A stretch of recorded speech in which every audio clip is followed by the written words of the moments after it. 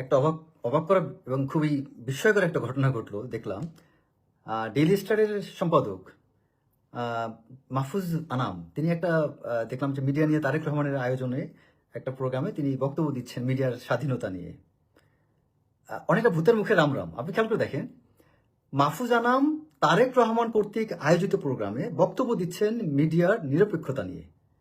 অথচ এখানে সবচেয়ে বিগেস্ট কোশ্চেন, আমি জানি না এই বাংলাদেশের চাটুকারদের কারণে বা বিএনপিতে হয়তো কিছু চাটুকার থাকার কারণে বা যেগুলো সময়ের সাথে তাল মিলানোর চেষ্টা করে, একটা বিএনপি নেতা একজন ব্যক্তি প্রশ্ন করলো না মাহফুজ আনামকে যে মাহফুজ আনাম, আপনি যে মিডিয়ার স্বাধীনতার কথা আজকে বলছেন তারেক রহমান কর্তৃক আয়োজিত প্রোগ্রামে, একবার তো তারেক রহমানের মতো উদারতা নিয়ে বলতে সরি বলতে পারলেন না, অ্যাপোলজি করতে পারলেন না যে Tarique Rahman I owe an apology, এটা বলতে পারলেন না যে এই আপনি একপাক্ষিকভাবে তারেক সাহেবকে নিয়ে যখন ইউজ করেছিলেন তত্ত্বাবধায়ক গভর্নমেন্ট পিরিয়ডে, যখন তারেক রহমানের নামে এইটা ওইটা দুর্নীতি আপনার সেই তাকে নিয়ে বিভিন্ন নিউজগুলা এই মাহফুজা নামের ডেইলি স্টারে যখন হলো, সেটা কোন ধরনের নিরপেক্ষতা ছিল?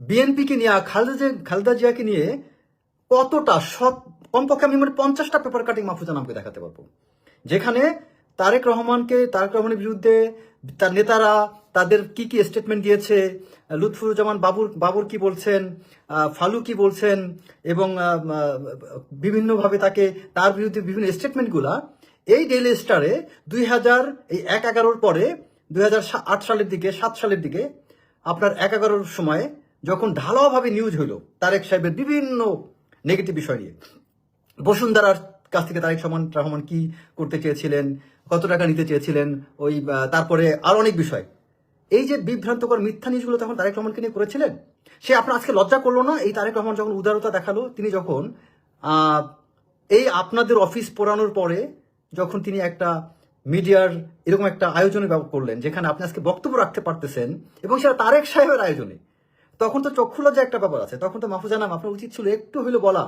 যে তারেক রহমান, আপনার কাছে আমি ক্ষমা প্রার্থী, আপনাকে নিয়ে ঢালাওভাবে আমার পত্রিকা নিউজ করেছিল, হয়তো কিছু একটা ওই মুহূর্তে আমাদের চেক ব্যাক করা উচিত ছিল। একটু লজ্জা করলো না মাহফুজা নাম?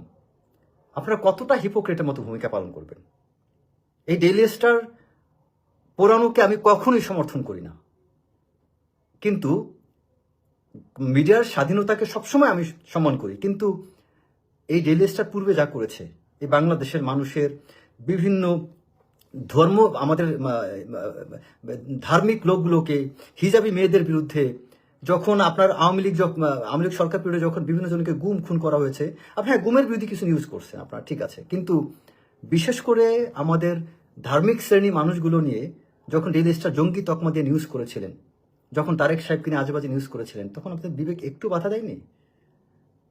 এবং আপনার কি আজকে একটু লজ্জা করছে না যে আজকে এই তারেক রহমান কর্তৃক আয়োজিত প্রোগ্রামে আপনি বক্তব্য রাখতেছেন কিন্তু সরি বলতেছেন না তাকে, এবং এই আপনার বক্তব্যের এই দুর্দিনে আপনাকে কথা বলার সুযোগটা তারেক রহমান করে দিয়েছেন, আর এই আপনি আপনার পত্রিকায় খালেদা জিয়ার বিরুদ্ধে, বিএনপির বিরুদ্ধে, তারেক রহমানের বিরুদ্ধে একদম পরিকল্পিতভাবে পার্টিকুলারলি তাদের কয়েকজন নির্দিষ্ট ব্যক্তিকে নিয়ে আপনি যখন ঢালাওভাবে মিডিয়ার প্রোপাগান্ডা চালিয়ে গিয়েছেন বিএনপিকে ডিস্ট্রয় করার জন্য, তখন কোথায় ছিল আপনার এই ডেইলি স্টারের নিরপেক্ষতা?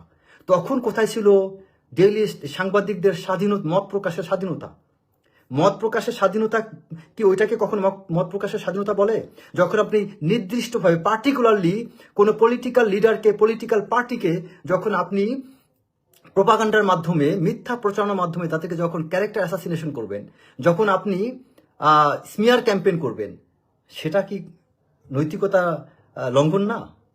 যাই হোক, আমি মনে করি এই প্রোগ্রামে, আজকে তারেক রহমানের এই প্রোগ্রামে উচিত ছিল কোনো না কোনো একজন ব্যক্তির প্রশ্ন তুলে দেওয়া, যে আপনি একটা বারের জন্য কি আপনার সরি বলা উচিত না, অ্যাপোলজি প্রকাশ করা উচিত না, যে আপনি কি করেছেন 11 পরে, আওয়ামী লীগের সময় কি করেছেন, আপনার অতীতে আপনি হ্যাঁ একটা দুইটা গুম নিয়ে, তারপর কিছু দুর্নীতি নিয়ে, ব্যাংকের কিছু বিষয় নিয়ে রিপোর্ট হ্যাঁ ভালো করছেন, আই অ্যাপ্রিসিয়েট, কিন্তু আপনার অবস্থানটা আজকে বাংলাদেশের মানুষের কাছে কেন এমন মনে হচ্ছে যে ডেইলি স্টার ভারতকে সমর্থন করে? কেন মানুষের মনে এই প্রশ্ন হচ্ছে ডেইলি স্টার ইসলাম ধর্মের বিরুদ্ধে, জামাতের বিরুদ্ধে বা ধর্মীয় রাজনৈতিক সংগঠনগুলোর বিরুদ্ধে?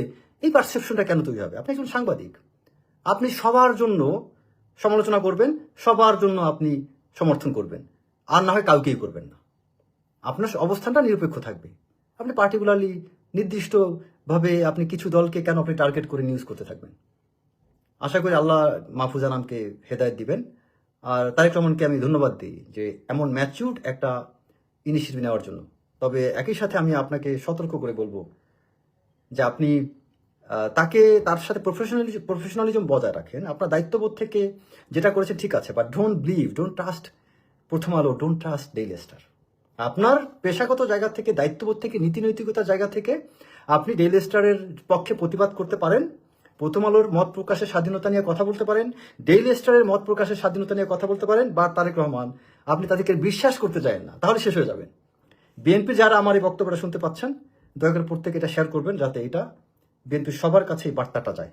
দে need to be very careful.